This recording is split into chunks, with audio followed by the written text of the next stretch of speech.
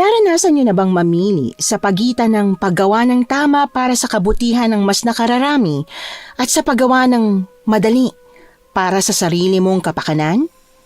Ganyan po ang tema ng ating kwento ngayon. Pero bago ang lahat, kung bago ka pa lang dito sa channel, please like, subscribe, and hit the notification bell para updated kayo sa bawat kwentong ilalabas. May bago tayong kwento 2 o 3 beses sa isang linggo. At ngayon, para sa tampok nating kwento.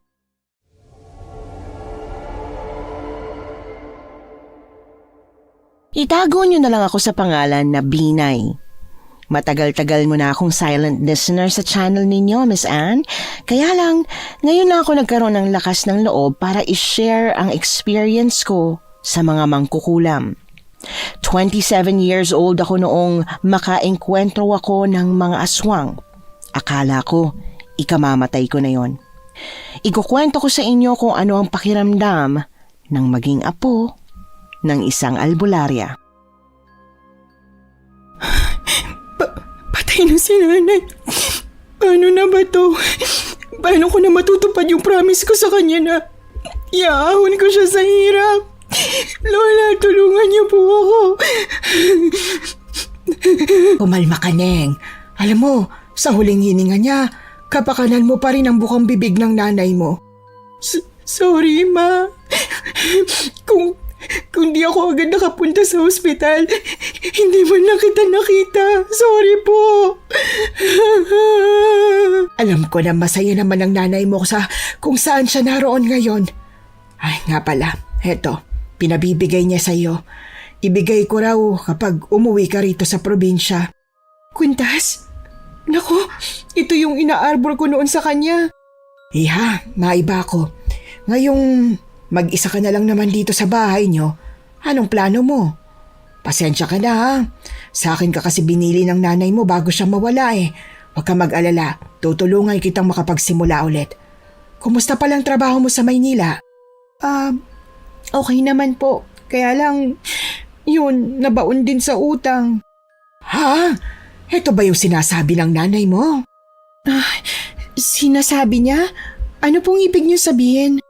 Iha, nung nasa ospital ang inay mo, nabanggit niya sa akin na baon ka raw sa utang ngayon. Kaya nga sabi niya sa akin huwag ko nang sasabihin sa iyo na malaki ang gagastusin para sa operasyon niya. Naku, saan naman daw niya nalaman yun? Kilala mo pa yung kapitbahay nating chismoso? Yun ang nagbalita sa kanya. Halika na muna doon sa taas para makapagpahinga ka na kahit papaano. Ang layo ng biyahe mo Ako na muna magbabantay dito sa inay mo. Marahan akong tumango kay Lola Esther. Hinimas ko muna ang ibabaw ng kabaong ni Mama bago tuluyang umakyat sa taas, bit-bit ang mga gamit ko. Pinsan ng yumaong nanay ni Inay Sylvia si Lola Esther. Masasabi ko, magmula pa noon ay mabait na ito sa aming dalawa ni Inay. Naalala ko nga noon kapag kinakapos ng budget si Inay ay tinutulungan kami nito. Nga pala, maingat akong naglakad papunta sa lumang kwarto ko.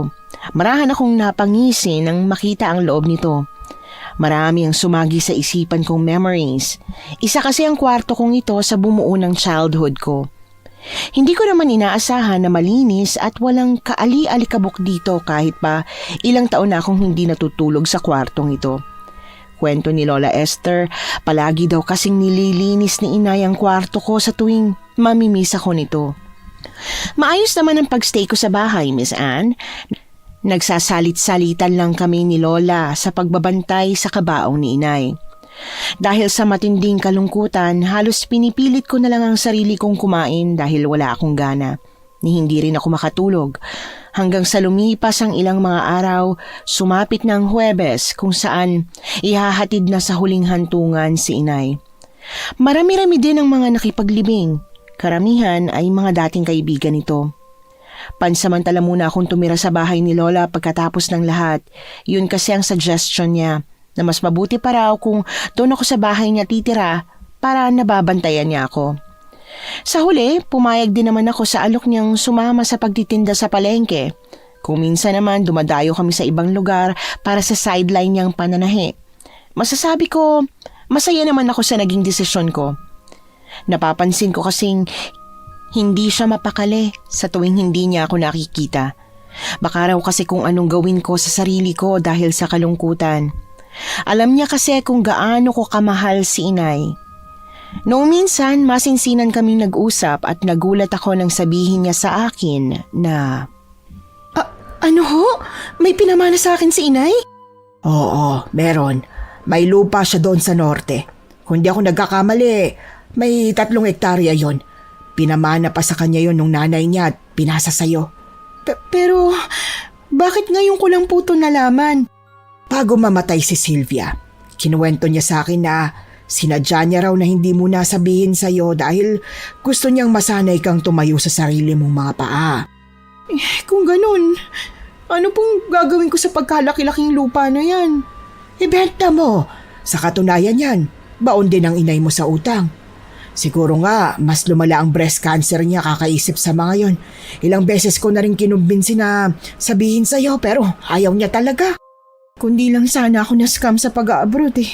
Di sana, hindi nagkandaleche-leche ang buhay namin. Sana, kasama ko pa rin si inay. Kasalanan ko kung ba't ako nagkaganito eh. Apo, huwag mong sisihin ang sarili mo. Wala namang may gustong maging ganito ang buhay niyo, hindi ba? Isa pa, siguradong sa langit ay hindi na makakaramdam ng kahit ano pang sakit si Sylvia. Oo nga po. Salamat po, Lola. Kasi nandyan po kayo para i-guide ako. Kung gusto mong ibenta yung kalahati ng lupa, may kakilala ko ha. Tsak na matutulungan tayo nun.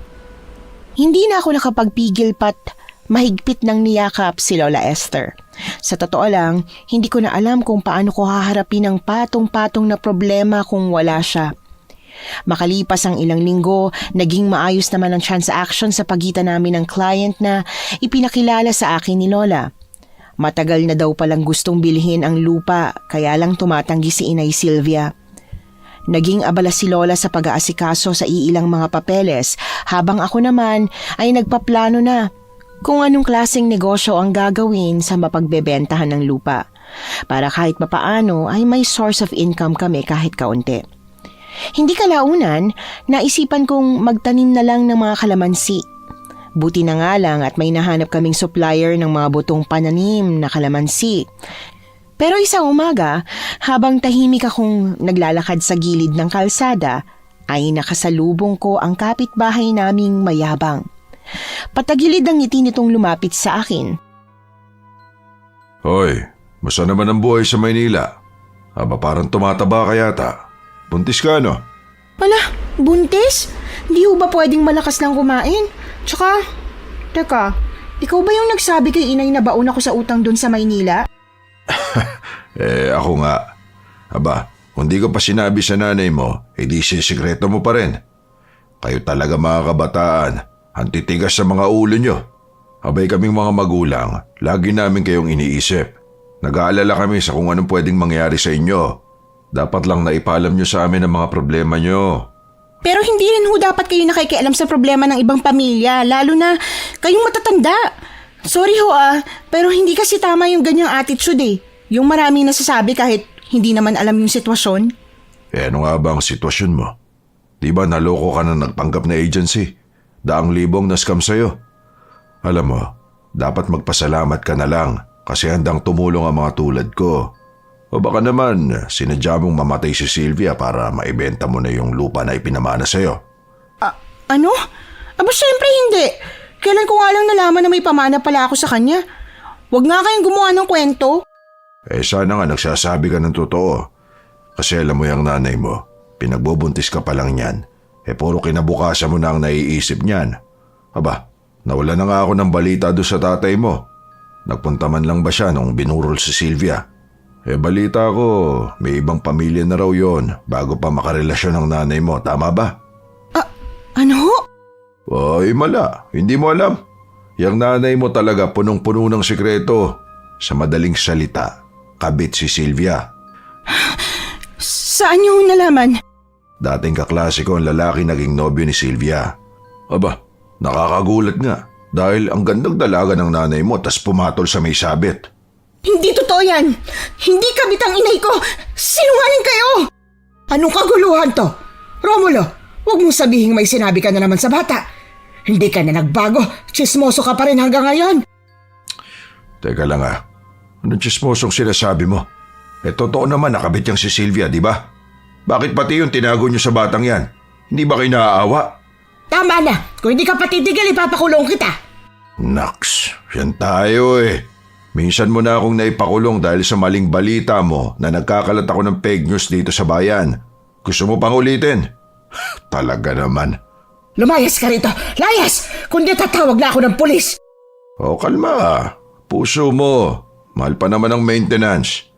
O sige Iha, una na ako ha. Totoo ba yung sinabi niya? Nakabit lang si inay? Iha, kumalma ka. Halika muna sa lobby ko, kwento ko sa iyo ang lahat. Hinimas-himas ni Lola ang likod ko habang inaalalayan niya akong maglakad papasok sa bahay, Miss Anne. Panandalian pa siyang pumunta sa kusina para ikuha ako ng tubig nang makapasok kami sa sala. Napansin kasi niyang pagkahingal ko. Umaatake na naman kasi ang anxiety ko. Sa totoo lang, ngayon ko lang narinig ang balitang yon tungkol sa tunay kong ama. Naalala ko kasi na sa tuwing tatanungin ko si Inay Sylvia ay iniiba nito ang topic. Kaya wala akong ibang choice kundi subukang kalimutan ang tatay ko. Maya-maya pa bumalik na si Lola Esther. Marahan siyang naupo sa tabi ko. Lumagok muna ako ng inumin. Pagkatapos, nagsimula na siyang magkwento tungkol sa pagmamahala ni Inay Sylvia at ng tatay ko. Sabi niya, matagal na raw mag-boyfriend ang dalawa noong nasa kolehiyo pa lang sila. Palihim pa nga raw ang relasyon ng mga ito dahil alam nilang hindi papayag ang mga pamilya nila. Si Lola Esther lang daw ang pinagsabihan ni Inay dahil siya lang ang malapit ang loob dito. Sa kasamaang palad, nagbunga ang pagmamahala nila. Nabuntis ng tatay ko si Inay dahilan para mapilitan itong huminto sa pag-aaral. Itinakwil din daw si Inay Sylvia ng nanay nito. Huli na rin daw nang malaman ni Inay na may pamilya na pala noon ang nobyong nakabuntis sa kanya. Kung ganon, may balita po ba kayo tungkol dun kay Tatay Roel? Tama po ba? Oo, Roel ang kanyang pangalan. Kaya lang wala na. Mula nung ma-hospital si Sylvia, nawala na kami ng balita sa tatay mo. Hahanapin ko ho siya. Ano? Aba, hindi mo ba pwedeng gawin yun? Baka mapahamak ka pa. Tulad ng sabi ko sa'yo, may pamilya na siya. Mas mabuti siguro kung kalimutan mo na rin ang mokong na yon. Hindi ko ho makakalimutan yung ginawa niyang pagsisinungaling kay Inay. Gusto kong magkita kaming dalawa para malaman niyang kaya ko nang wala siya. Iha, naiintindihan kita. Pero paminsan-minsan, mas makakabuti kung ipagpapasa Diyos na lang natin ang mga problema. Karma nang bahala sa kanila. Sigurado ako, hindi matutuwa si Sylvia pag nalaman niyang magiging masama kang tao dahil sa kanya. Mas mabuti pa siguro kung itoon natin ang atensyon natin sa pagsisimula ng negosyo mong kalamansian. Oo nga po, pasensya na po. Wala yun. Nga pala, may maganda akong balita. Ha? Ano po yun? May mga nahanap na akong tao na gustong pumasok sa kalamansian. Kung gusto mo raw, sila na rin yung mag-aalaga sa mga pananim. Talaga po? Ang bait naman nila kung ganun. Tsaka, sino po pala sila? Yung mga nasunugan doon sa kabilang bayan. Kailangan daw nila ng bagong trabaho Hindi naman din madali ang pinagdaanan nila, kaya pumayag na ako. Pasensya ka na ha. Sigurado akong hindi nila pababayaan yung kalamansian mo. Matamis ang pagngiti ko sa kanya, Miss Anne. Hindi nagtagal ay nakilala ko rin ang binanggit sa akin ni Lola Esther na mga tao. Sabi pa nga nila sa akin, hindi nila kailangan na pasahurin ko agad sila dahil tanging gusto lang nila ay magtayo ng bahay at tumira ng libre sa kalamansian. Wala naman daw silang ibang lilipatan agad kaya pumayag na ako, Miss Anne. Lumipas ang 2 taon, naging maayos naman ang pananatili ko sa probinsya. Lagi nga ako nakatambay sa kalamansian para kilalanin pa ng husto yung mga tauhan namin. Hindi rin nagtagal ay namunga na nga yung mga pananim namin. Sobrang saya ko nang ibalita sa akin ni Lola na pwede nang pitasin ang mga bunga nun. Isang araw, maaga kaming bumisita ni Lola sa kalamansian para panoorin yung mga tauhan namin na mamitas. Nang sumapit ang 9:00 ng umaga ay naghanda na kami ng merienda nila. Nagpabili ako ng juice at mga tinapay. Maya-maya lang ay tinawag ko na sila para magpahinga, Miss Anne. Hindi ko mapigilan ng pumalakpak sa tuwa dahil nakita kong punong-puno ng kalamansi yung iilan sa mga timba nila. Saglit ko silang pinagpahinga at saka agad na binigyan ng merienda pagkatapos. Nanlaki naman ang mga mata ko nang makita ang lalaking pamilyar sa paningin ko. Nakilala ko na lang siya nang lumapit siya sa akin. Si Carding, ang kababata ko. Naalala kong magkalaro kami noon pa man. Napa-appear nga ako dito nang malaman kong graduate na pala ito bilang engineer. Wow! Nakakatuwa naman! Biruin mo yun! Samantalang dati naghahabulan pa tayo sa ulan. Naglalaro lang tayo ng patintero noon hanggang sa magabi na, diba? Oo nga eh. Samantala ngayon, ang laki na lang narating nating dalawa. Ano nang plano mo niyan? Tsaka diba, pumasa ka na rin sa board exam? Kailan ka magsa-start ng trabaho? Sa ngayon, hindi ko pa alam eh. Pero natanggap naman ako sa ina-applyan ko. Kinailangan ko lang umuwi dito nang nabalitaan ko na sunugan sila papa. Alam mo, salamat ha. Kasi pinayagan mong tumira dito sila papa para makapagsimula ulit. Kaya ang dami mong blessings ngayon kasi pabait ka. Hayaan mo, kapag nagpagawa ka ng bahay, ako ang magiging engineer mo, okay? Nax! Ngayon bulero ka pa rin ha. Di na ako magtataka kung marami ka nang napapaiyak na babae. Naku, hindi ah. Totoo lang yung sinasabi ko. Aba, huwag mo sabihing torpe ka pa rin. Ito naman. Huwag mo naman ako i-expose sa mga kasama natin. Nakakahiya oh. O siya, salamat nga pala sa masarap na tinapay ah. Sa totoo lang, hiyang-hiya na nga ako sa iyo eh. Di ko alam kung paano ako makakabawi sa kabutihan mo sa amin. Okay na yun. Para namang hindi kita kaibigan, no? Nag-appear pa muna kami ni Carding bago ito bumalik sa trabaho. Samantalang ako, niyaya na ni Lola Esther na maghanda para sa pananghalian nila. Dahil nga unang beses namin na mag-handle ng ganitong negosyo ay naisipan namin na sagutin na pati ang kakainin nila sa tanghali. Tutal, may sumobra din naman dun sa pinagbentahan ng lupa pagkatapos naming bayaran ang utang ni inay.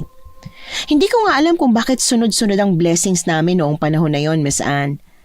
Dahil di kalaunan ay napagdesisyonan din naming bumili ng mga baboy para paramihin.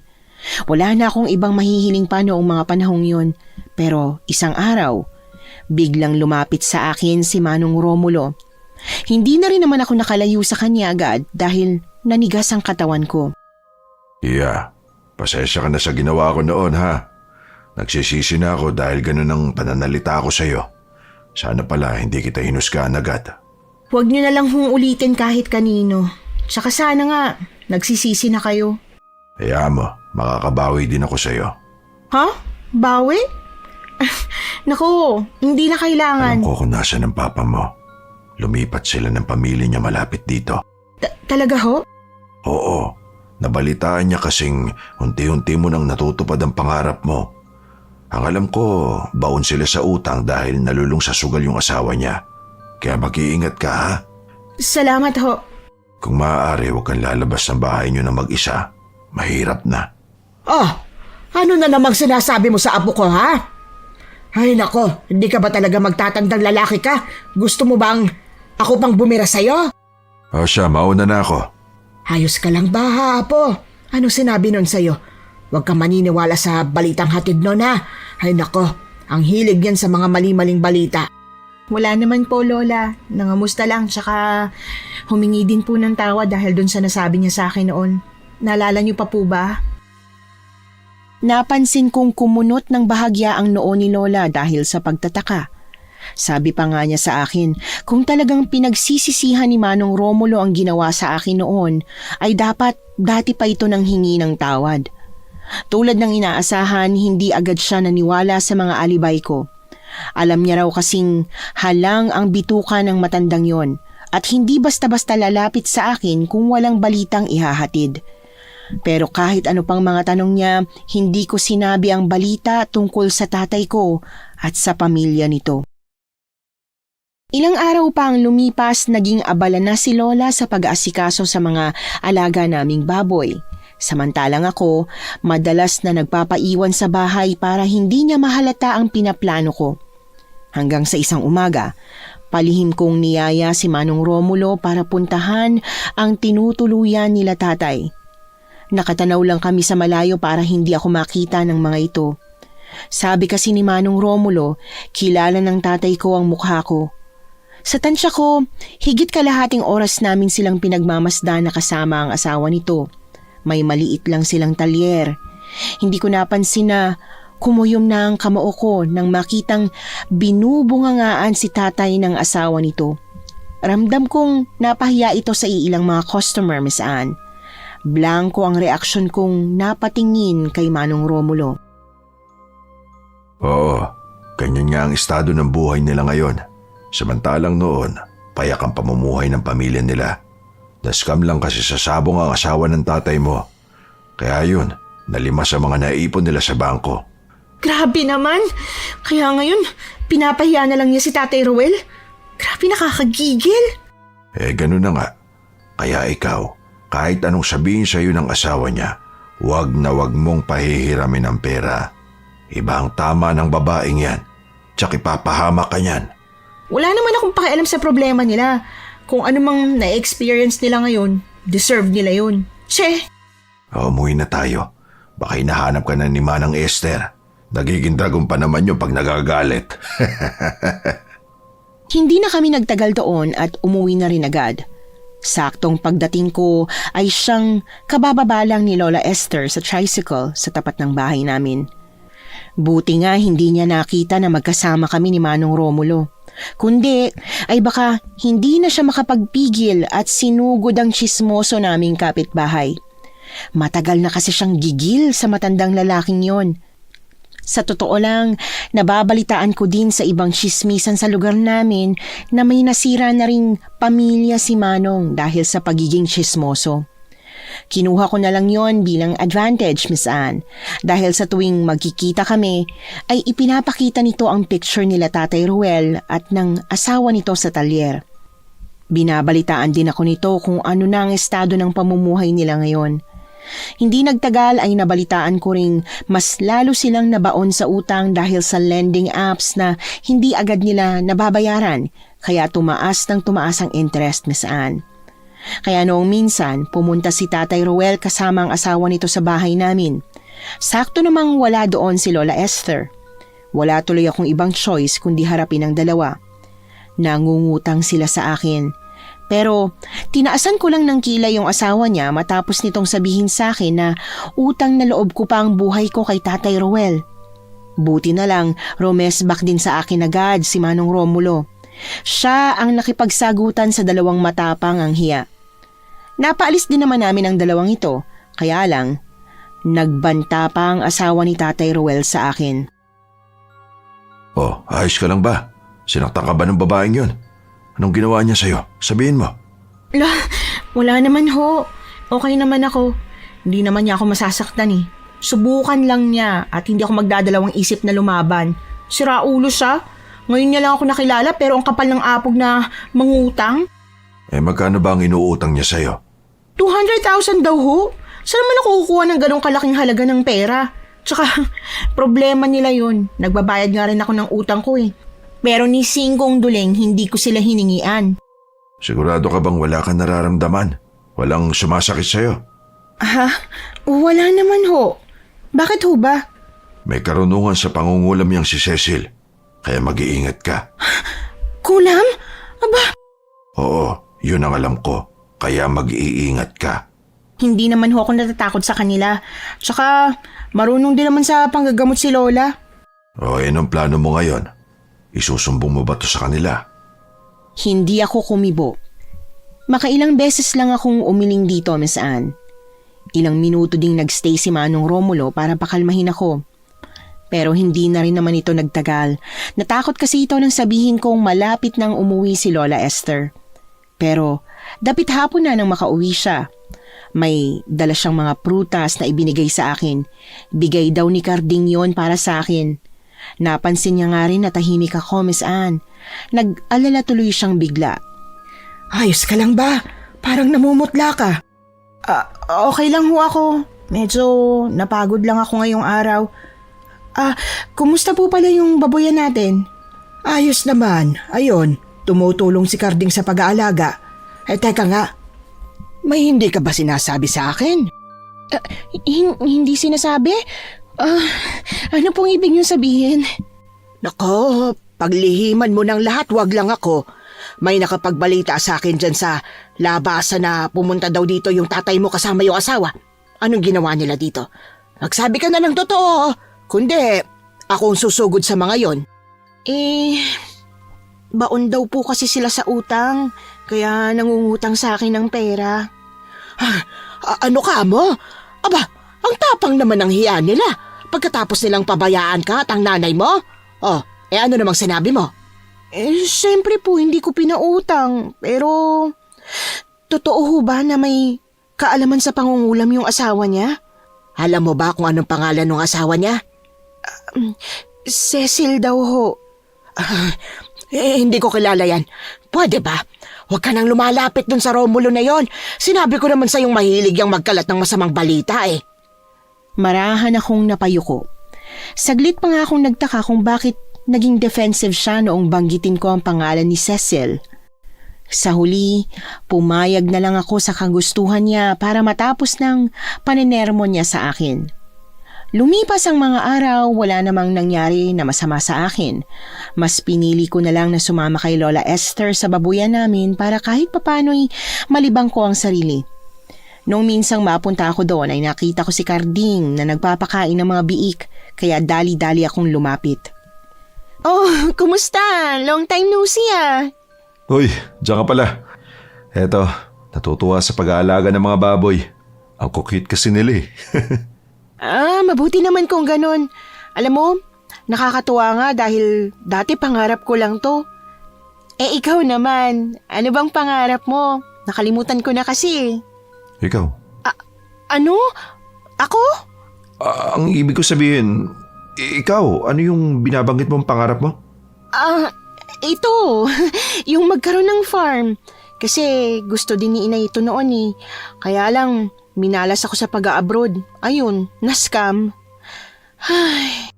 Alam mo, naniniwala ako na sa kabila ng lahat ng hirap na pinagdaraanan natin sa mundo, meron pa rin magandang mangyayari sa atin. Aray! Oh, bakit? Sino yung nambato sa'yo? Mabilis na naglakad si Carding sa harapan ko nang mapansin namin ang matandang babae na nakasuot ng itim na belo. Hindi pa namin ito namukhaan agad. Nanlaki na naman ang mga mata ko nang makita ang mukha nito. Matapos ako nitong diretsyong tingnan. Kamukhang kamukha ni Lola Esther. Nanlilisik ang mga mata nang humarap siya sa amin. May malaking peklat din sa kalahating mukha na para bang nalapnos. Aling Rubilin, ano ang ginagawa niyo dito? Kilala mo siya?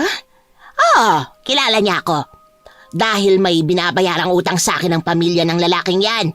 Ikaw, hindi mo ako kilala? Lola mo ako ah. Wala talaga kayong kwentang mag-ina. Pati ang Lola Esther mo. Anong ibig niyong sabihin? Kakambal ko si Esther. At nandito ako dahil nabalitaan kong pinahiya mo ang asawa ni Roel. Alam mo, wala ka pa man ding napapatunayan sa buhay. Ang yabang-yabang mo na. Tama na nga ho. Hindi na ho tama ang mga sinasabi niyo eh. Aba, at sino ka naman para pagbawalan ako ha? Baka nakakalimutan mo ang utang na loob niyo sa akin ng pamilya mo ha, Carding? Hindi ka makakagraduate kundi dahil sa akin. Alam ko yun. Pero hindi tama yung ginagawa mong pamamahiya sa boss ko. Kamag-anak mo siya tas sasaktan mo ng ganun-ganun lang. Paano kung dumugo ang ulo niyan? Aba, wala akong... Ate, tama na. Anong ginagawa mo rito? Yang kambal niyo ho, binato si Binay ng mangga. Galit na galit. Lumayas ka dito ngayon din. Hindi ka nararapat dito. Yan! Ganyan kayong mga tao. Ang hilig niyo kung pagtulungan. Tandaan niyo, gaganti ako. Palang araw, ako rin ang magiging paborito niyo at hindi itong walang yang kakambal ko. Pweh! Mariin akong napalunok sa sinabi ni Aling Rubilin, Miss Anne. Mahigpit namang hinawakan ni Lola ang kamay ko. Kaagad na nanlambot ang katawan ko kaya sinamahan na muna nila ako sa kubo na pinagtatambayan namin. Inasikaso ako ng dalawa. Kinuha ako ng tubig na maiinom ni Carding habang si Lola naman ay pinupunasan ako ng bimpo. Ewan ko ba pero blanko ang pag-iisip ko nun. Maya-maya lang humilab ang tiyan ko. Namilipit ako sa sakit. Nangingilid na ang mga luha ko. Agad namang dinilaan ni Lola ang kanyang hinlalaki at pakrus na ipinahid yon sa noo at tiyan ko. Naririnig ko pa siyang panandalian na bumulong tsaka may ibinuga sa ulo ko. Sabi ni Carding, orasyon daw yon kontra kulam. Aaminin kong nagtaka ko dahil paano mangyayaring albularya si Lola Esther pero ang kanyang kakambal ay mangkukulam. Doon na ipinaliwanag sa akin ni Lola Esther ang lahat. Alam mo, kay tagal kong itinago ang katotohanan sa inyo. Pero panahon na para malaman mo. Oh, may kakambal ako. Sa totoo lang, wala akong planong sabihin sa'yo dahil alam kong mapapahamak ka lang. Pero nangyari ng kinatatakutan ko. Ang ibig sabihin, totoo nga namang kukulam siya? Pero bakit? Hindi ko maintindihan. Noong mga bata kami ni Ate Rubilin, sobrang magkalapit kami sa isa't isa. Sa totoo lang, partners in crime kami kung tawagin. Kaya lang, mula nung magkaroon ng bagong asawang nanay namin, nagbago na ang lahat. Dahil ako ang paborito ng lalaking yon dahil nga pinanganak siyang may malaking balag sa muka na parang nasunog. Kaya nagselo siya sa akin. Ganun? Ano naman pong sabi niyo sa kanya? Sinubukan kong gawin sa kanya yung mga nakagawian namin, yung mga paglalaro namin, pero ayaw na niya. Unti-unti, lumayo ang kanyang loob sa akin. Sa kasamaang palad, namatay yung asawa ni Mama noong magdalaga kami. Sa akin ipinamana ang kakayahan ng panggagamot at mga anting-anting. Kaya mas lalong tumindi ang galit sa akin ni Ate dahil doon. Yun ho ba ang dahilan? Kung ba't siya nag-aral kung paano mangulam? Oo, dahil matagal ipinaramdam sa kanya ng mga tao sa mundong ito na isa siyang halimaw, na walang magmamahal sa kanya, na isa siyang malas. Maski sa akin nagalit siya, nawala na siya ng tiwala sa iba, bukod kay Cecil. Yung Cecil? Yung asawa ni Tatay Roel? Oo, kailan ko lang din nalaman na yun palang napangasawa ni Roel. Sa totoo lang, hindi ko na dapat pasasabihin sa'yo pero huli na ako. Pasensya ka na kung hindi kita naipagtanggol kanina dahil wala ako. Wala ho yan, Lola. Nando naman si Manong Romulo para ipagtanggol ako sa kanila eh. Ang totoo niyan, matagal na naming sinusubaybayan yung pamilya ni Tatay Roel. May maliit silang talyer ngayon. Dati, may kaya yang si Roel. Nakabili na rin siya ng kotse at lupa. Pero alam ko, mula nang mapangasawa niya si Cecil ay nawala ng parang bulahang lahat. Dahil may kaakibat na kamalasan ng pangungulam. Pero ikaw, mag-iingat ka. Malakas ang kapangyarihan ni Ate. Marami na siyang napatay. Napatay? Hindi niyo man lang ba napigilan? Sinubukan ko, pero mas malakas ang kakayanan niya sa akin at alam niya yon, kaya mas matapang siya kesa sa akin. Kung ganon, ano na pong gagawin natin? Lola, natatakot na ho ako. Huwag kang matakot, Binay. Andito ako. Matagal-tagal ko na rin nakasama si Aling Rubilin sa sideline ko noon eh. Kaya kahit papano, alam ko yung mga galaw niya. Willing po akong tumulong na protektahan ng apo niyo, Ma'am Esther. Salamat kung ganon. Kahit papaano, nabawasan ang takot na nararamdaman ko dahil sa sinabi ni Carding. Idagdag pa yung ngiti niya sa akin. Pakiramdam ko, ligtas na ako sa kahit anong paparating na panganib sa buhay namin.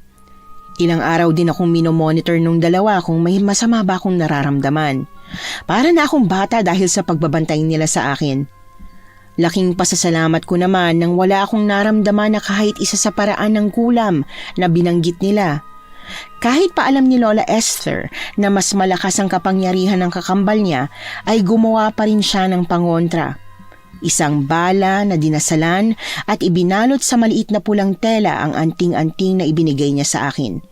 Sa kabilang banda, ginugol naman ni Carding ang oras niya sa pagre-research online kung paano tatalunin ang mangkukulam. Pero wala sa pag-aakala kung kakaharapin namin ang sunod-sunod na problema sa negosyo. Isang umaga, natagpuan naming patay ang 3 sa mga biik namin. Wasak ang tiyan ng mga ito at nakalabas ang iilan sa mga laman loob. Nanlambot po ako.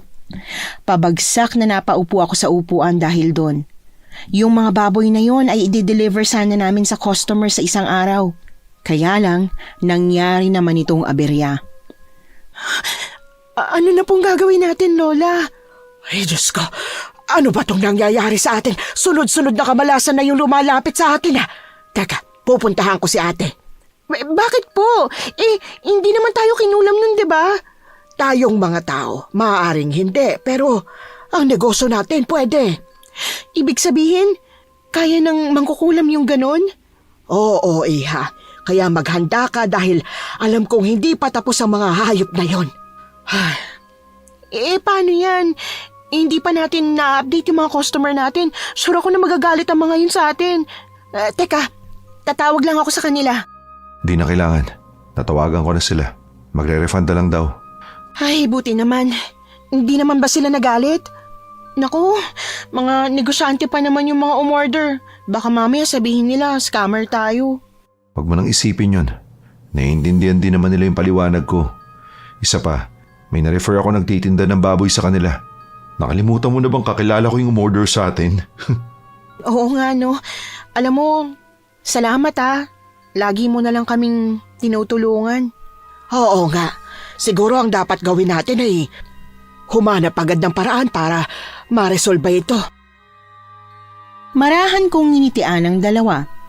Lumipas ang ilang mga araw, naglagi ako sa kalamansian para bantayan ang mga ito. Tanging pagdarasal na lamang ang nagagawa ko noon, Miss Anne. Humihingi ako ng gabay sa Diyos para matulungan kami sa problemang ito. Hindi naman na din ako nakatiis at sinabi ko na kay Manong Romulo ang nangyari. Walang Diyo. Nang dahil lang doon, kinulam na ni Rubilin ang negosyo nyo. Diyos ko, hindi talaga malabong minamanipula na lang ni Cecil. Kaya nga po eh. Teka nga, kamag-anak po ba ni Aling Rubilin yang si Cecil?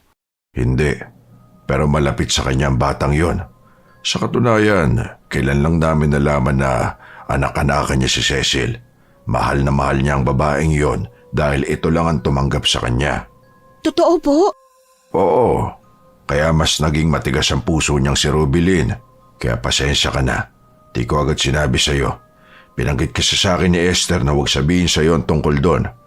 Wala ring ibang may alam na may kakambal si Esther dahil hindi niya halata sa malaking balat ni Rubilin sa muka na kung di mo patitignan ay hindi mo makikilalang kamukha si Esther. Kaya nga po. Pero paano mo nga pala nakilala si Rubilin? Sumugod po kasi yan noon sa kalamansian namin. Tapos, namatay yung mga baboy namin pagkatapos nun. Hindi na nga po namin alam kung anong gagawin kasi medyo nalugi na yung baboyan. Negosyo ba ka mo? Baka pwede ko kayong tulungan na mapigilan ng sumpa. Paano po? Kakausapin ko si Rubilin. Aakuin ko ang lahat.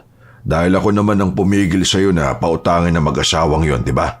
Pero delikado po. Sabi niyo nga po, wala nang awa si Aling Rubilin. Hayaan mo na ako. Susubukan ko ang lahat ng makakaya ko. Bakit po ba ang bait niyo sa akin? Dahil nalaman kong may mabuti kang puso, Iha. Pinatira mo sa kalamansian mo yung mga taong nasunugan ng bahay. Kinukwento ka nila sa akin. Kaya kung hahayaan kita, hindi lang ikaw ang maaapektuhan, kundi pati rin sila. Pinigil ko na lang ang pangingilid ng luha ko sa sinabi nito. Pinilit ko pa nga itong samahan ako pero hindi na ito pumayag. Mas magiging delikado daw kasi ang sitwasyon ko kung makikita ako ni Aling Rubilin. Kahit pa nakakaramdam ako ng takot sa mga babala nila, palihim akong sumunod kay Manong Romulo. Maingat lang ako naglalakad sa likod nito. Pinagmasdan ko muna ang kantong nilikuan nito bago ako dumiretso. Sa tansya ko, higit 2 oras akong naglalakad. Nakaramdam na rin ako ng pagkahingal, Miss Anne. Nang makita kong sumakay ito ng bangka para makatawid ng ilog, ganoon na rin ang ginawa ko. Pagkababa sa pampang, nakita kong pumasok si Manong Romulo sa liblib na lugar. Maraming punong kahoy at masukal ang daanan. Maya-maya pa nakita ko itong huminto sa bahay na gawa sa kahoy. Napansin kong may kalumaan na ang bahay. Nag-iisa lang din ito sa gitna ng kagubatan. Nagmamadali naman akong nagtago sa likod ng puno nang makitang lumabas si Aling Rubilin mula sa loob. Seryoso ang mukha nitong lumapit kay Manong Romulo. Mula sa pwesto ko, dinig na dinig ko ang pag-uusap ng dalawa. Noong unay, nagkumustahan lang sila, pero hindi nagtagal ay nauwi ito sa mainit na argumento. Tinanong kasi ni Manong Romulo kung ano ang ginawang itim na mahika sa negosyo namin. Oh, bakit? Ano ba dapat ang ginagawa sa mga taong mararamot? Diba? Dapat pinarurusahan? Mga walang kwenta. Tsaka, wag mong sabihin na kinakampihan mo sila. Bakit? Kasi may pera sila at alam mo magagatasan mo sila pagdating ng araw, lalo na yung babaeng binay na yon. Hindi siya ganoon. Andito ako para makipag-usap ng masinsinan. Nakikiusap ako sa iyo. Maraming taong madadamay kung ipagpapatuloy mo ang kalokohang ito. Ay, wow! At kailan ka pa nagkaroon ng pakialam sa mga tao? Huwag kang ang magmalinis, bulok na dating kapitan. Ano akala mo? Hindi ko alam na halos isuka mo yung mga kababayan mong humingi sa'yo ng tulong nung niluklok ka nila sa pwesto? Noon yun. Kitagal ko rin pinagsisihan ng mga yun. Dahil kinarma ako at panigurado akong ganun din ang mangyayari sa'yo kung ipagpapatuloy mong idamay ang buhay ng mga tauhan nila Esther. Huwag na huwag mong mababanggit ang pangalang yan sa akin. Allergic ako sa mga taong walang kwenta. Kailan mo ba titigilan to? Alam ko marami ka nang nabiktima dahil sa pangkukulam mo. Ano ba? Gusto mo katakutan ka ng lahat? Abay nakakahiya ka. Alam mo, nagtataka ako kung bakit parang natatakot kang maparusahan ko mga taong yon. Dahil ako ang may kasalanan ng lahat. Ako ang pumigil kay Binay na huwag basta magtiwala kay Cecil. Dahil katulad mo lang din siya. Nilalaso na niya ang utak mo. Hindi yan totoo. Bawiin mo ang sinabi mo. Binabalaan kita. Alam kong alam mo na wanted na yung anak-anakan mo. Ha? O ano? Tinatakot mo ko? Sige, magkakasubukan tayo. Nanlilisik ang mga mata ni Aling Rubilin na tumalikod dito. Napansin ko ring kumulimlim ang kalangitan. Dahil doon, nagmadali na akong bumalik sa bahay. Hindi mawala-wala sa isip ko si Aling Rubilin noong sumapit na ang gabi. Grabe ang pangingilabot ko, Miss Anne. Para kasing may nagmamanman sa akin sa loob ng kwarto. Lampas 11:00 na ng gabi nang mapagdesisyonan kong matulog. Bumuhos na rin kasi ang malakas na ulan. Marahan kong ipinikit ang mga mata ko pero kahit anong pwesto ang gawin ko sa higaan ay hindi ako makaramdam ng antok. Pero napasigaw ako sa nakita nang bigla kong idilat ang aking mga mata. Nahuli kasi ng paningin ko ang babaeng itim na nakatayo sa labas ng bintana. Nalimutan ko kasing isara ito kanina. Pilit kong pinakalma ang sarili sa kabila ng takot. Ipinikit-pikit ko pa ang mga mata ko. Bumuntong hininga ko bago tingnan muli ang bintana. Kahit paano ay napanatag ang loob ko nang makitang wala nang tao doon. Dahan-dahan akong tumayo sa kama para lumapit sa bintana. Basang-basa na rin ang manipis na kortinang nakasabit sa tapat nito. Marahan pa akong sumilip sa labas para tingnan ang paligid. Baka kasi may nakapasok ng magnanakaw sa bakuran namin pero napaatras akong bigla sa pagkagulat ng kumidlat ng malakas. Nagmamadali ko tuloy na inabot ang handle ng bintana at buong lakas ko itong sinubukang hilahin para sumara. Nanigas naman ang buong katawan ko nang biglang may humawak sa braso ko. Ilang beses kong sinubukan na kumawala pero sobrang higpit ng pagkakahawak sa akin. Napatili na lang ako nang makitang ang babaeng itim na itim pala ay nasa harapan ko na. Malawak ang pagkakangiti niya sa akin, Miss Anne. Puting-puti ang mga mata nito. May itim na likidong lumalabas sa bibig nito habang bumubulong. Nabigla naman ako nang may humawak sa balikat ko. Si Lola Esther. Naibalik ako sa wisyo dahil doon. Mahigpit ko siyang niyakap. Tumingin ulit ako sa bintana pero wala na ang babae. Dali-dali ko namang ikinuwento kay Lola ang nakita ko. Lola, may nakapasok po dito sa bakuran natin. Babae, hinawakan niya po yung kamay ko. Nakakatakot po siya. Kumalma ka.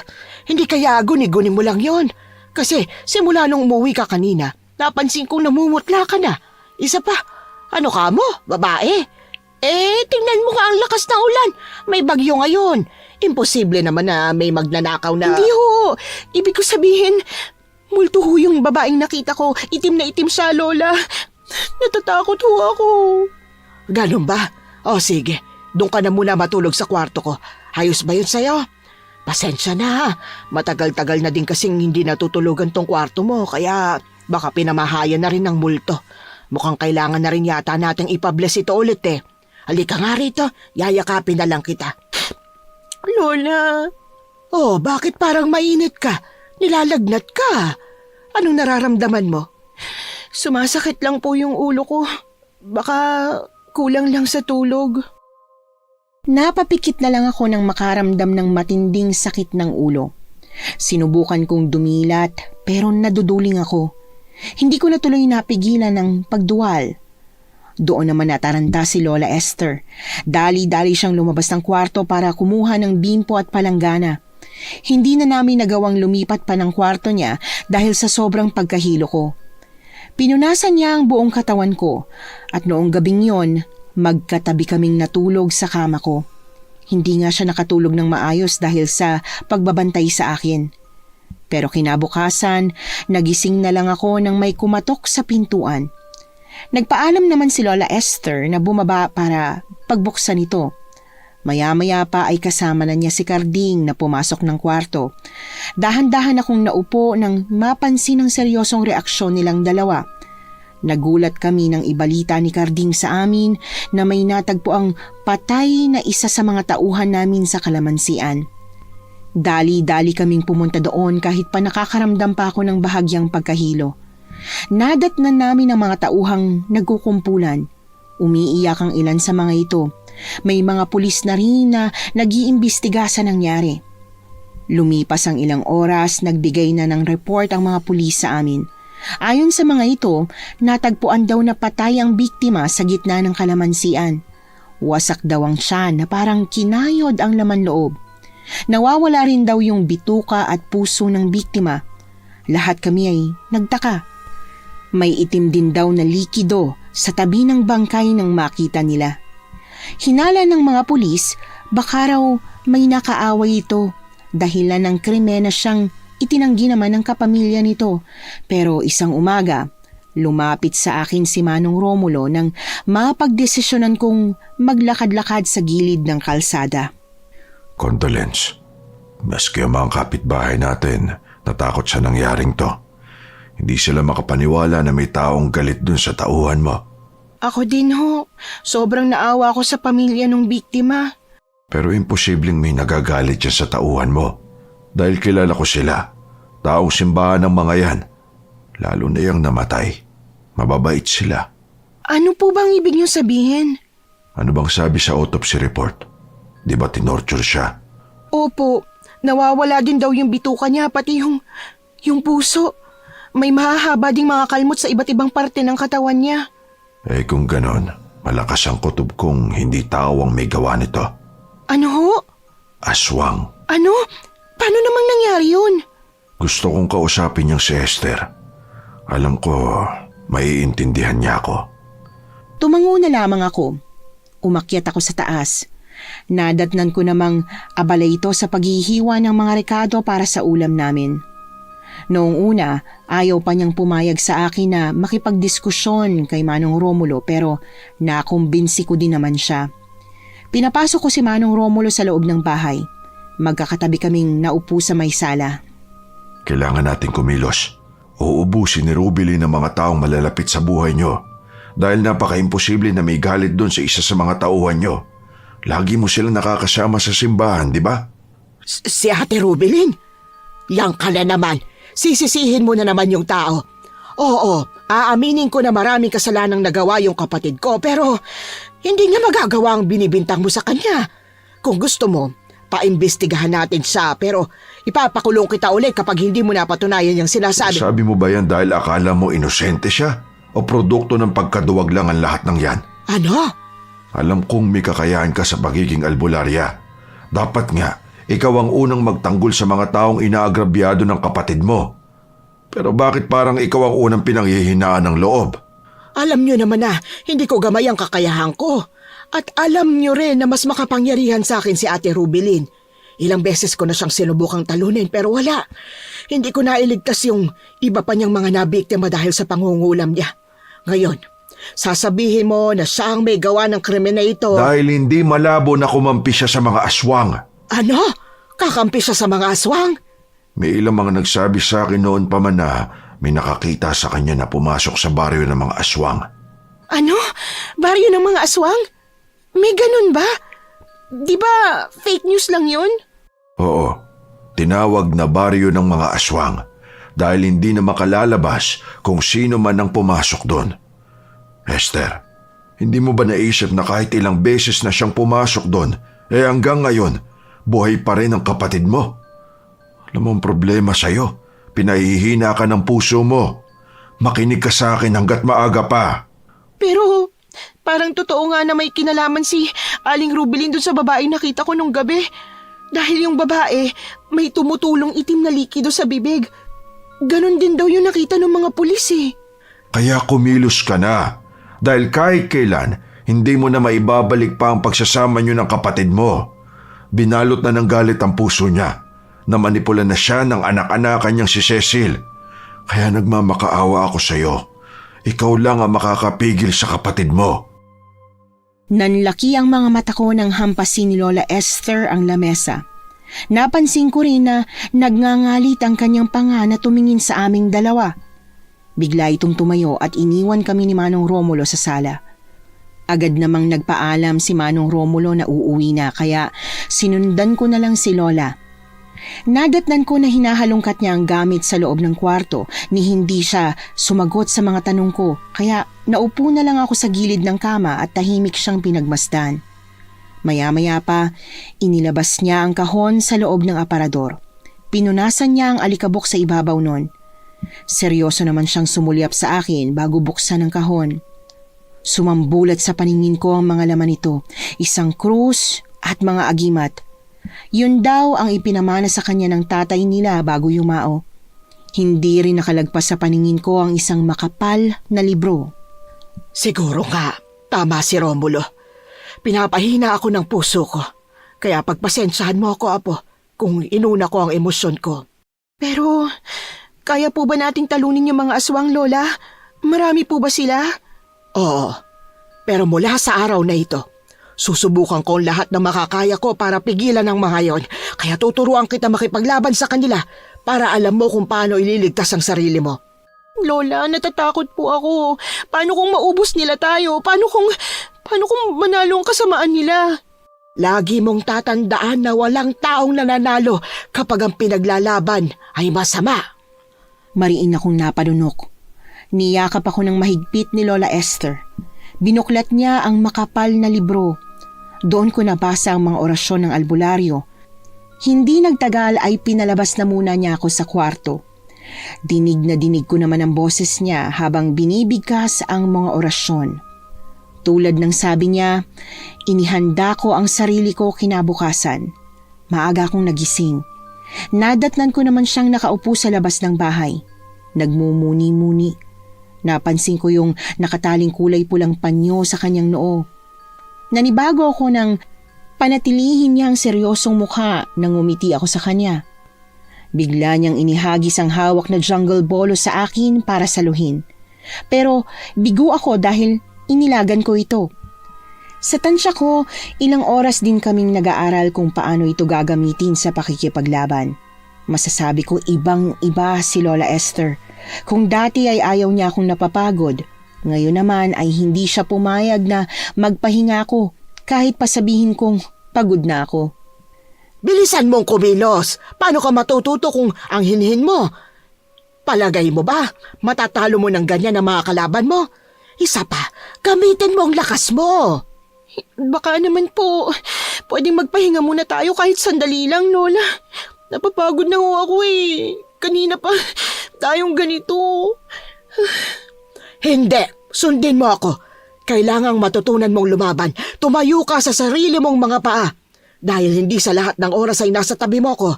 Ayaw kitang babyhin tulad ng ginawa ko kay Sylvia dahil lumaki siyang mahina at kasalanan ko yon.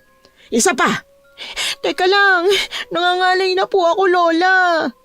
subukan mong tumigil. Mapuputol yung kamay mo. Lakasan mo ang puwersa. Ang pulso mo, kailangang maging madiin yan sa hawakan para hindi mo basta mabitiwan. Pero masakit na po ang kamay ko. Aray. Napaupo na lang ako sa lupa nang madaplisan ni Lola Esther ng matalim na jungle bolong hawak niya ang braso ko.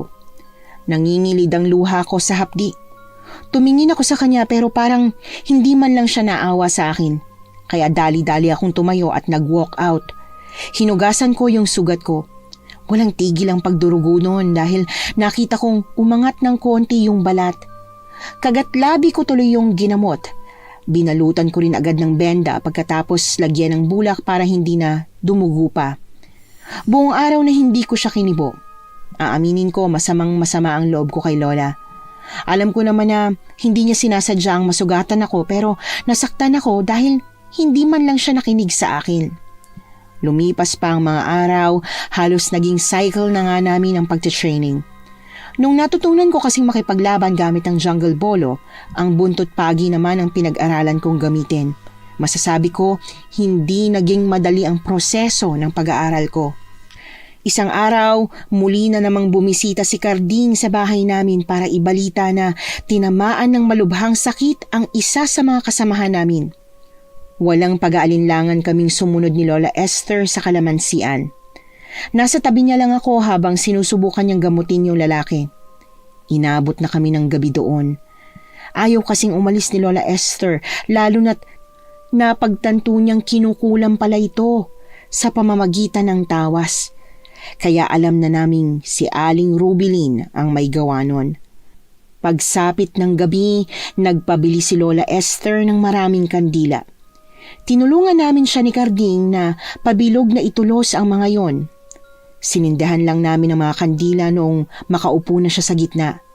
Halos kalahating oras siyang nakaupo doon bago ko naisipang tanungin kay Carding kung anong ginagawa niya.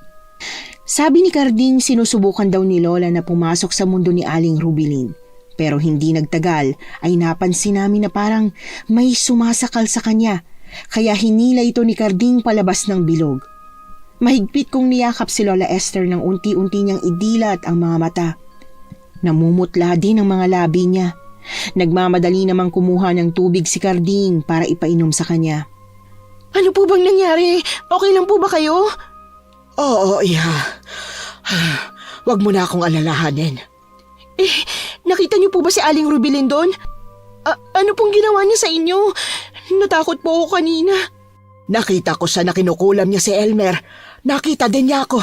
Nagtuos kaming dalawa pero masyado siyang malakas. Gusto niya akong patayin. Mabuti na lang. Napigil ko ang pagpapahirap niya kay Elmer. Kung ganun, ibig sabihin, magaling na po ba siya? Oo, pero hindi tayo nakakasiguro. Malakas siya sa mundo niya. Nakita ko rin dun si Cecil. Ano ho? Paano po nangyari yun? Yon ang dapat nating alamin. Carding, maaari mo bang samahan si Binay na umuwi sa bahay? Mas ligtas kayo doon. Kayo Lola, paano? Dito muna ako. Kailangan kong bantayan ang katawan ni Elmer dahil sigurado kung babalikan siya ni ate. Kilala ko ang kapatid ko. Ganid siya. Hindi siya lulubay hanggat hindi niya nakukuha ang kanyang gusto.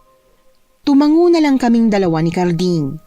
Sinunod namin ang huling utos ni Lola na puntahan muna ang iba pang mga bahay ng mga tauhan para sabihin na magsabit sila ng bawang sa pinto. Binalaan din namin sila na mag-ingat, lalo na yung may mga kapamilyang buntis.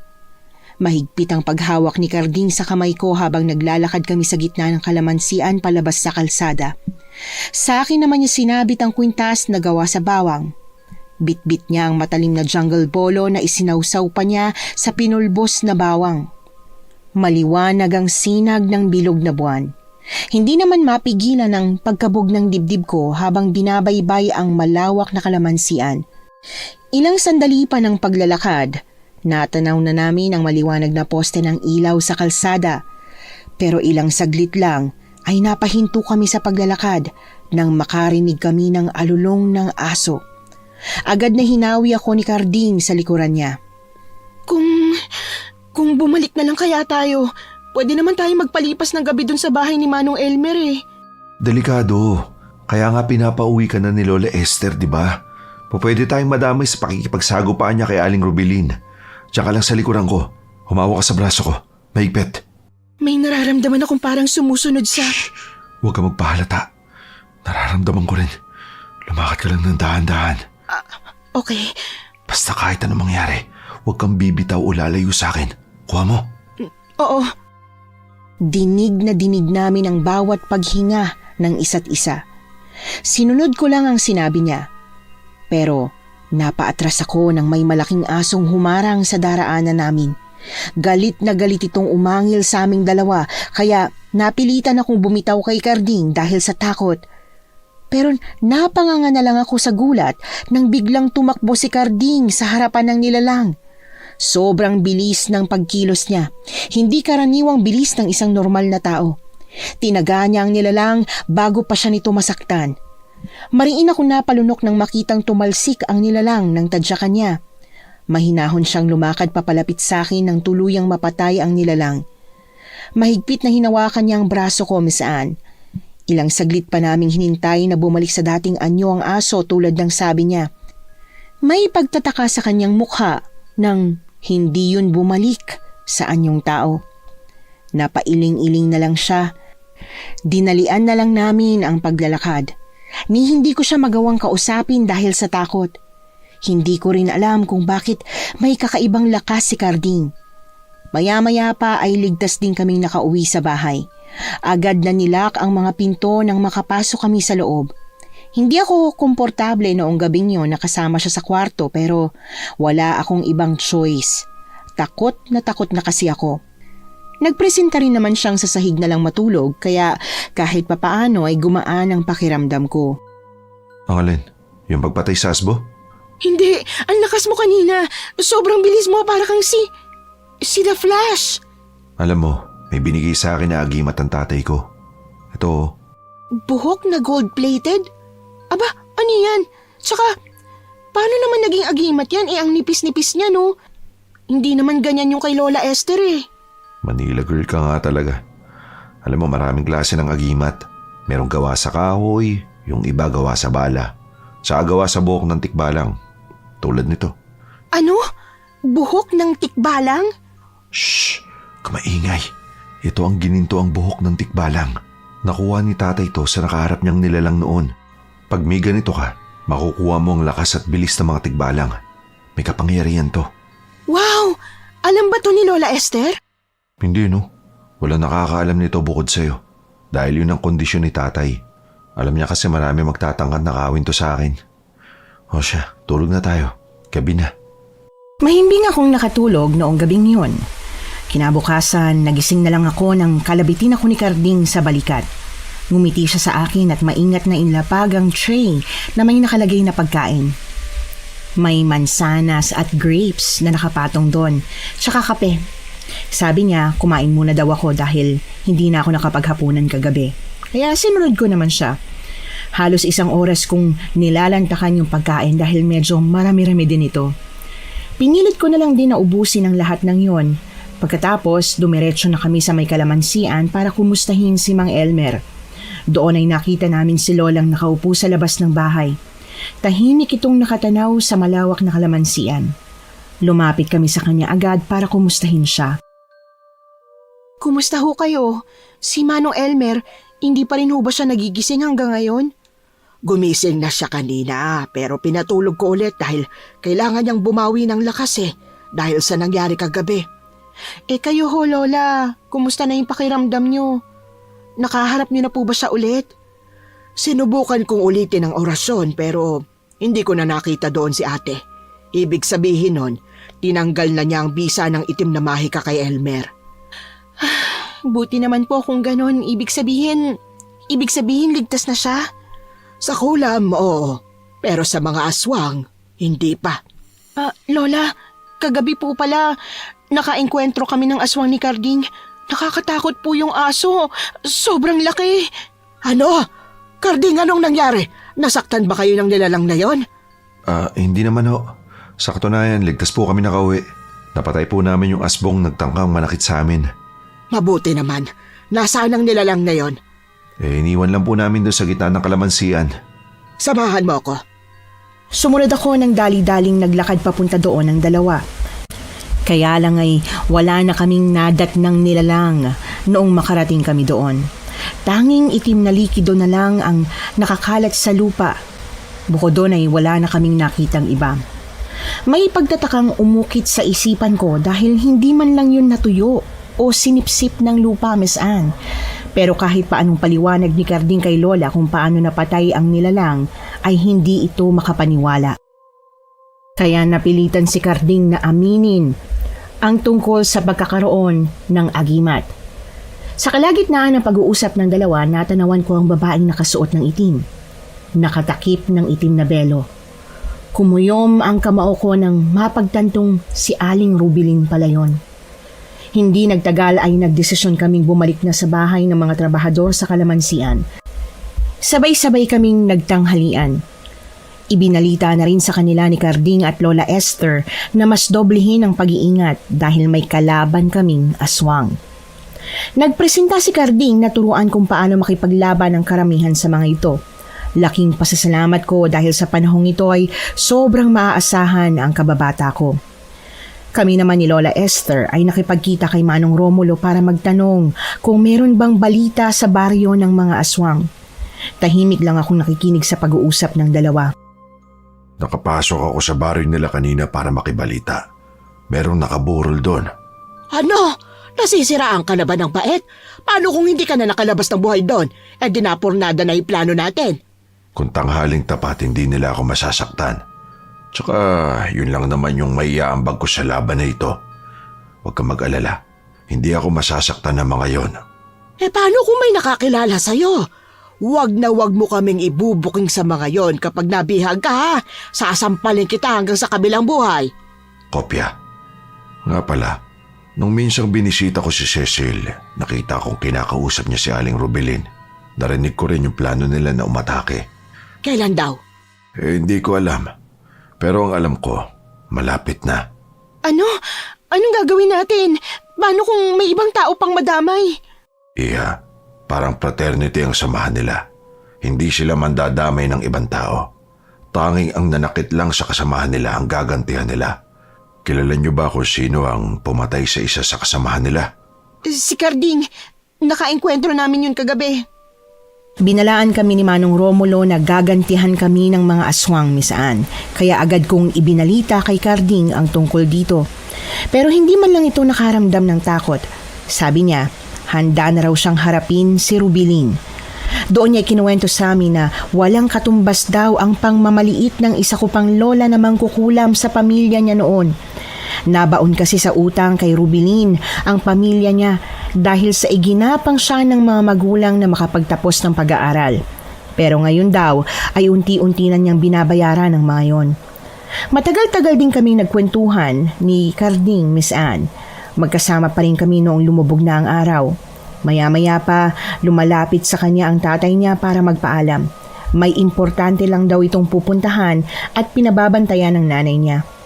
Kahit pa hindi pumayag si Carding na umalis ito dahil delikado na, ay nagpumilit pa rin ito. Hindi na niya napigilan pa. Alalang-alala kami para sa ama niya noong gabing yon, Miss Anne.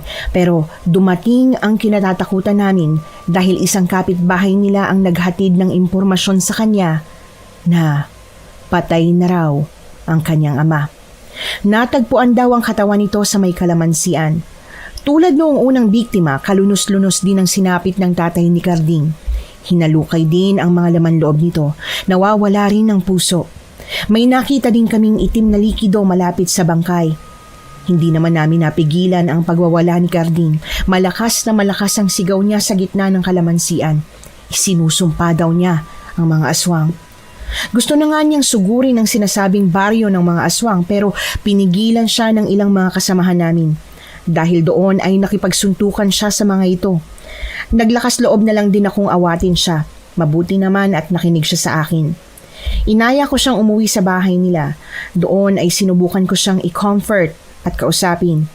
Hingal na hingal si Carding. Tumatagaktak din ang pawis niya, Miss Anne. Maya-maya pa, kalmadong pumasok si Lola Esther kasama si Manong Romulo sa kwarto. Doon ay hindi ko na napigilan pang umiyak at yumakap ng mahigpit kay Lola.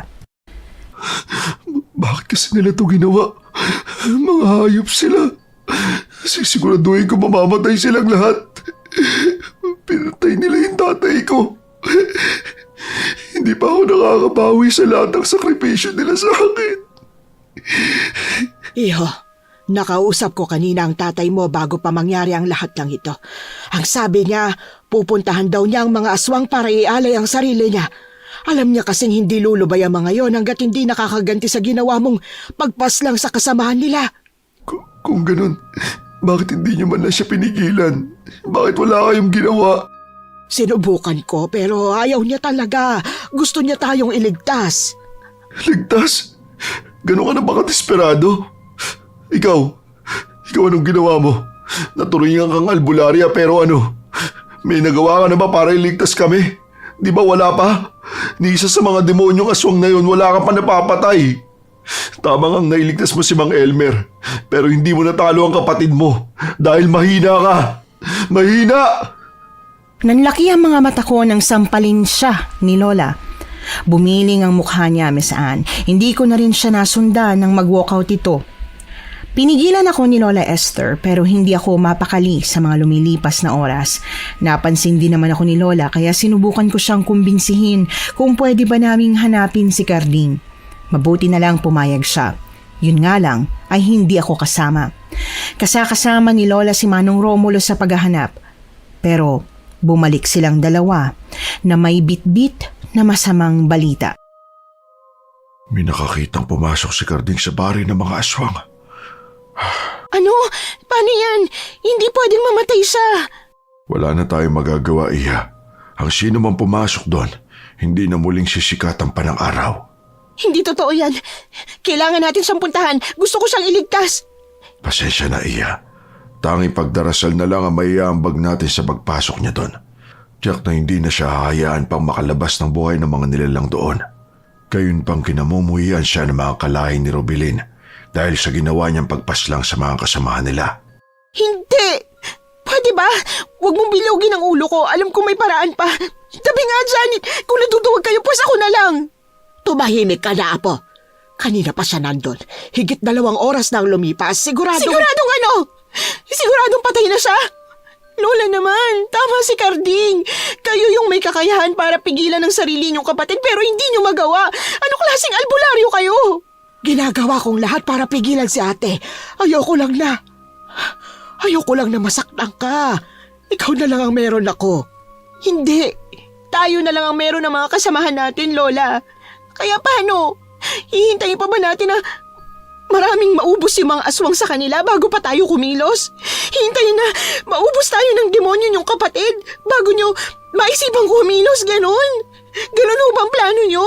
Paano naman yung mga inosenteng taong nadadamay? Wala silang kalaban-laban na pinapatay at pinahihirapan ng mga kasamahan ng kapatid niyo. Kaya please, Lola, makinig kayo sa akin. Napansin kong mariing paglunok ni Lola Esther. Saglit pa silang nagkatinginan ni Manong Romulo. Sa huli, pinakinggan din nila ako. Ipinatawag niya ang mga kasamahan namin sa kalamansian para i-anunsyo na ihanda ang sarili sa laban. Maski ang mga buntis at mga menor de edad na anak ng mga ito ay nagpumilit na sumama sa amin. Lumakas ang loob ko kahit paano, Miss Anne. Hindi na kami nag-aksaya pa ng oras at magkakasama na sumugod sa nasabing baryo ng mga masasamang nilalang. May ilan pang taong nakasalubong namin na sumubok na pigilan kami pero bigo sila. Sa puntong yon, sa isang misyon lang kami nakafocus at yon ay ang mailigtas ang isa sa pinakamahalagang kasamahan namin sa buhay. Pinalilibutan ng Padre de Pamilya sa paglalakad ng mga grupo. Hinati kami sa 3 grupo na hindi bababa sa 6 na miyembro bawat isa. May kanya-kanya kaming bitbit na mga armas tulad ng buntot pagi, asin, bawang at mga bagong hasang itak. Parang mahirap ipaliwanag, pero kung ilalarawan siguro ang samahan namin sa isang salita, yon ay kapangyarihan. Wala man kaming kapangyarihan at hindi man kami immortal tulad ng mga makakalaban namin, sisiguruhin naming magtutulungan kami para mapabagsak ang mga itinuturing na salot sa bayan.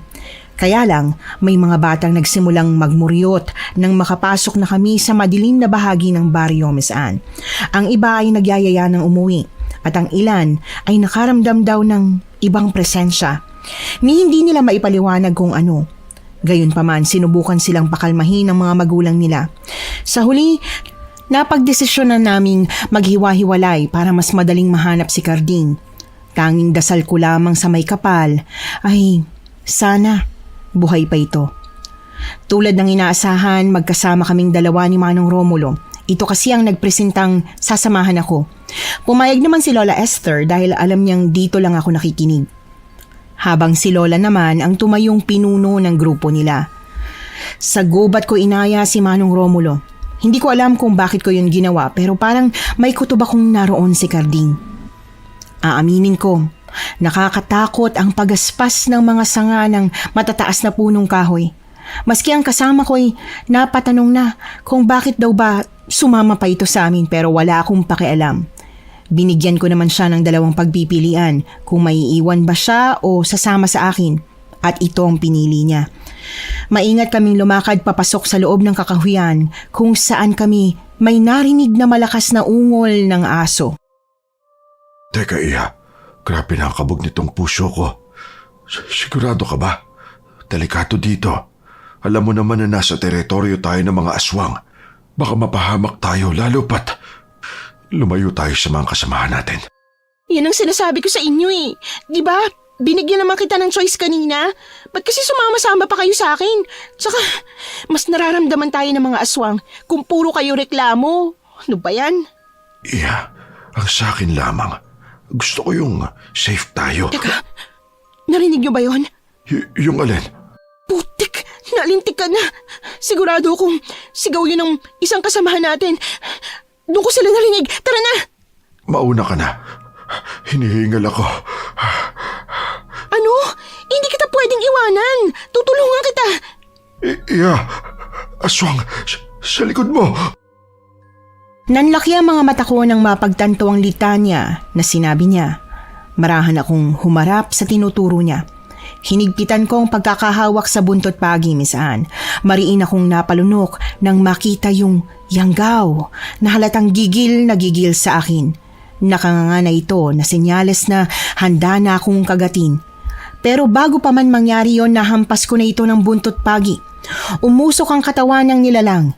Kaya lang, nakakagulat dahil hindi ito agad nang hina sa mga sunod-sunod kong paghampas. Nagtaka ako at napatigil. Umusok lang ang katawan ng yanggaw pero hindi man lang ito bumagsak sa lupa. Marahan akong napaatras. Wala na sa likuran ko si Manong Romulo nang lingunin ko ito. Sinamantala naman yon ng yanggaw at sinipa ako. Kaya ilang talampakan din akong tumalsik. Nakakamangha dahil ibang-ibang lakas nito sa ikinuwento sa akin ni Lola Esther. Sa kasamaang palad, tumama ang likod ko sa puno dahilan para manlambot ako. Hindi ako nakatayo agad. Nakita kong pasugod na ang nilalang sa akin nung tumingala ako. Mariin akong napapikit. Alam kong katapusan ko na. Pero lumipas ang kalahating minuto, ni hindi pa rin ako nasasaktan nito. Naidilat ko na lang ang mga mata ko nang maramdaman kong merong bumagsak sa harapan ko. Ang nilalang na yanggaw yun. Napanganga ako sa pagkagulat nang makitang buhay si Carding. Kulay pula ang kanyang mga mata pero bumalik din naman agad ang mga yon sa normal. Tinulungan niya akong makatayo mula sa pagkakadapa sa mga sukal. Anong ginagawa mo dito? Hindi mo ba alam na delikado dito? Paano na lang kung di ako nakapunta dito agad ha? Baka patay ka na. Hinahanap ka namin. Kasama namin yung ibang mga tauhan sa kalamansian, pati yung mga bata. Ano? Pati mga bata sinama nyo? Di ba alam ni Lola Esther na hindi karaniwang aswang yung mga kalaban natin? Ano ibig mo sabihin? May taglay na liksi at lakas sa mga yanggaw. Napansin ko yun. May pinainom na black magic si Rubilin sa kanila kanina. Narinig ko yung pagtitipo nila. Kaya sigurado akong walang kalaban-laban yung mga kasamahan natin. Paano natin matatalo yung mga nilalang na yan kung ganun? Ibig sabihin, matatalo tayo agad ng walang kalaban-laban? Tignan mo ang nilalang na yan. Namatay siya nung sinaksak ko sa leeg at puso. Andun ang kahinaan nila. Malakas ang pulso nila. Kaya dapat yun ang unahin. Kung ganun, hanapin natin sila. Nagmamadali kaming tumakbo papalabas sa kakahuyan. Hinanap namin yung mga kasamahan namin. Sa kasamaang palad, kulang-kulang na rin sila nang makita namin.